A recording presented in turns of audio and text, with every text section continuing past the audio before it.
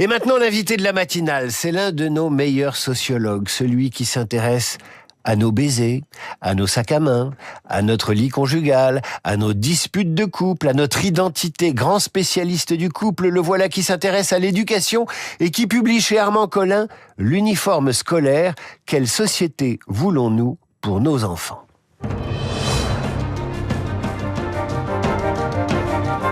Jean-Claude Kaufmann, bonjour. Bonjour. On est ravis de vous recevoir sur Radio Classique, de regarder un peu moins la vie politique pour regarder un peu plus la vie tout court, et notamment celle de nos enfants.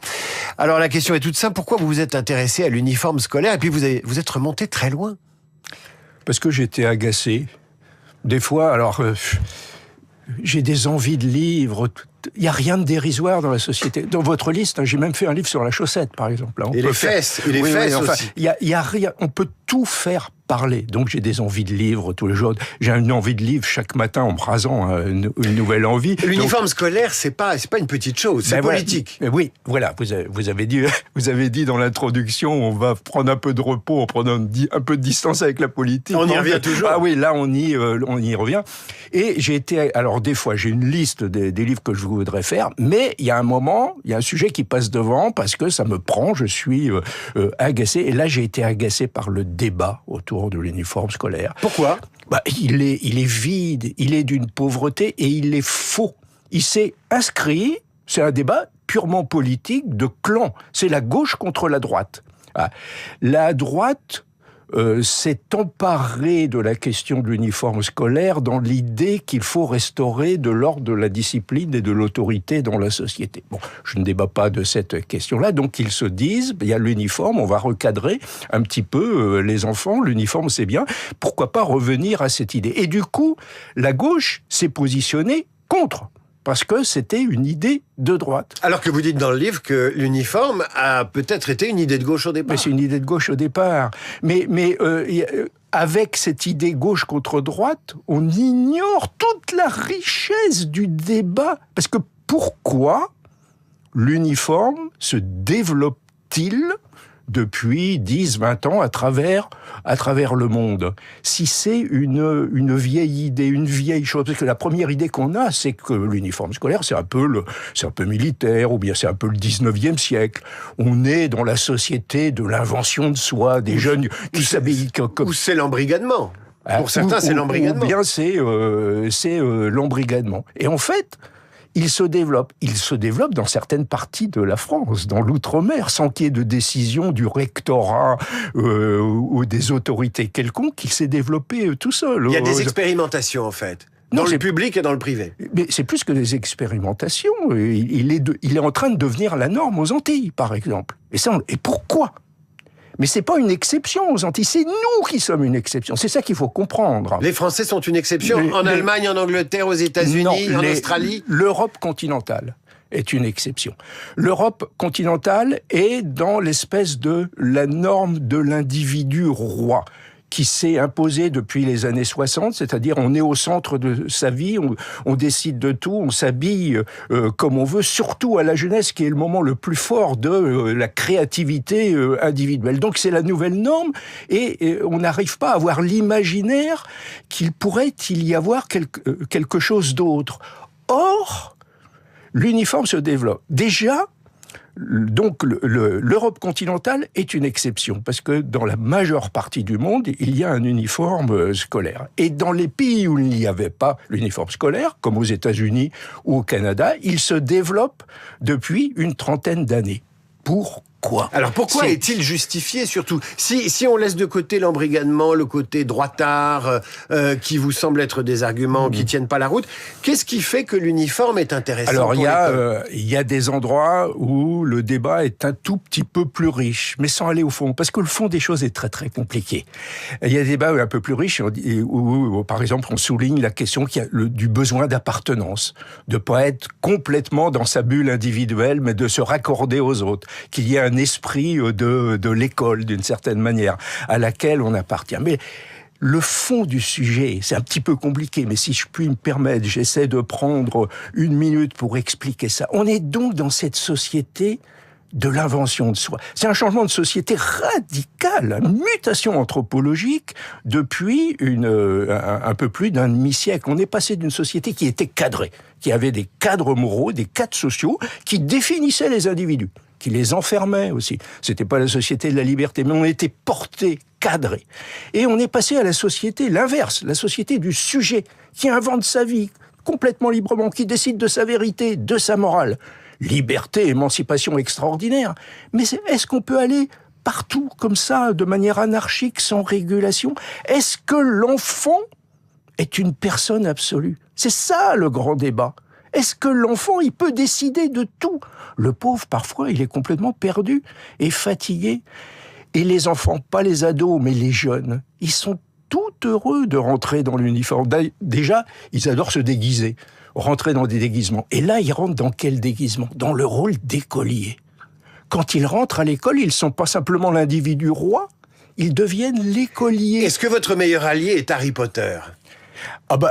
Oui, d'une certaine manière. Alors, d'ailleurs, quand il y a des débats sur les choix des uniformes, les concepteurs dans les écoles, ils ont l'idée, tiens, on va faire quelque chose qui est un peu tendance, ce qu'aiment les jeunes, un petit peu sweet, et puis qui ressemble un petit peu à une tenue de sport, un petit peu souple.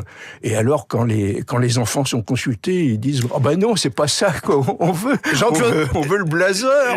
Bien sûr, Jean-Claude Kaufmann, qui publie l'uniforme scolaire. Vous avez fait beaucoup d'histoires, vous avez monté quasiment jusqu'à la Révolution.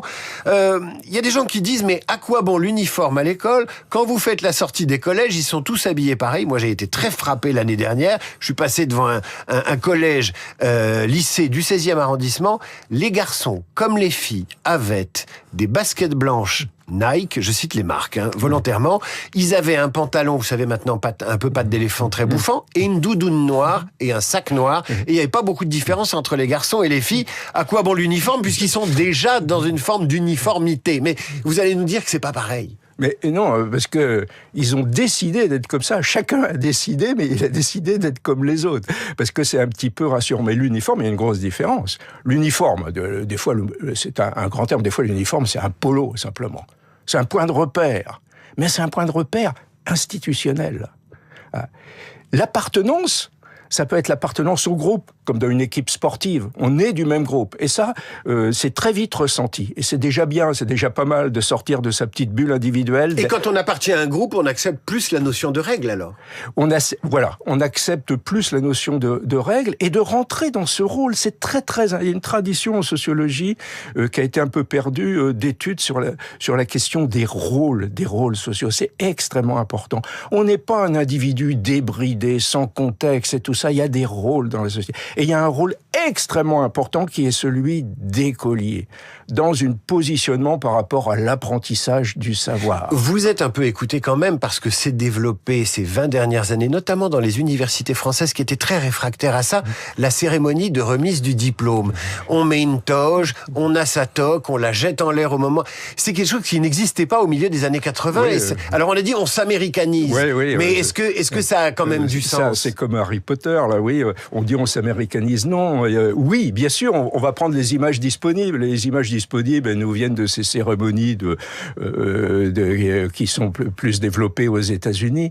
Mais là aussi, même dans l'université, on a besoin de repères, de symboles de repères institutionnels, de petits repères. Ça va pas prendre complètement l'individu, mais les institutions, il y a une crise de toutes les institutions parce qu'elles sont travaillées par l'autonomie individuelle. Ou la religion. Et je reviens à la rentrée de l'année dernière. Vous vous souvenez, l'année dernière, l'Abaya s'est terminée, où il y a 2 ans, c'était Gabriel Attal qui avait fait un succès d'image en faisant cette déclaration.